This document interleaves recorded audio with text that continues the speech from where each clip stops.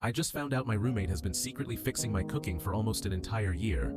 And somehow, I'm not even mad. Yesterday I discovered that my roommate has been quietly improving every meal I cook. And honestly, I'm more embarrassed than angry. He's one of those people who can throw together an amazing dinner without measuring anything. Meanwhile, I need a recipe open on my phone just to make grilled cheese without panicking.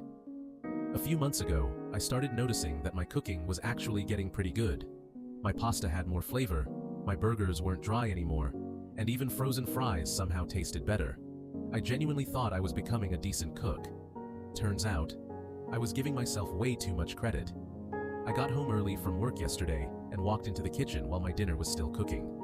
My roommate was casually sprinkling paprika into my pan like it was the most normal thing in the world. He looked at me, looked at the pan, and simply said, "Well, this is awkward."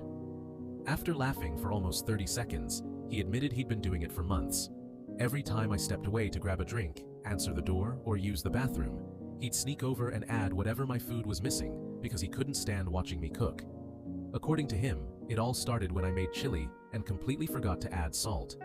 Not a little salt. I forgot salt even existed. He hoped I'd notice the difference and learn how to season food on my own. Instead, I just kept telling everyone I was finally becoming a good cook. Then, he showed me something that absolutely destroyed me. He had a folder on his phone called Flavor Crimes. Inside were notes like, "Chicken rescued," "Pasta beyond saving," "Too much cumin." Even I couldn't fix that one. I couldn't stop laughing until he reminded me that every compliment I'd ever received about my cooking happened on nights when he'd secretly stepped in. Today, he wasn't home, so I made lunch by myself for the first time since finding all this out.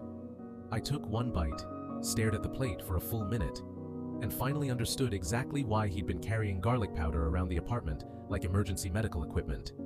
At this point, I honestly can't decide whether I should be offended or grateful that he cared enough to save everyone from my cooking.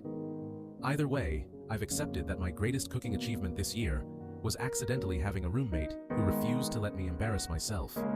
So, was my roommate crossing a line, or was he secretly the best roommate ever? Let me know what you think in the comments.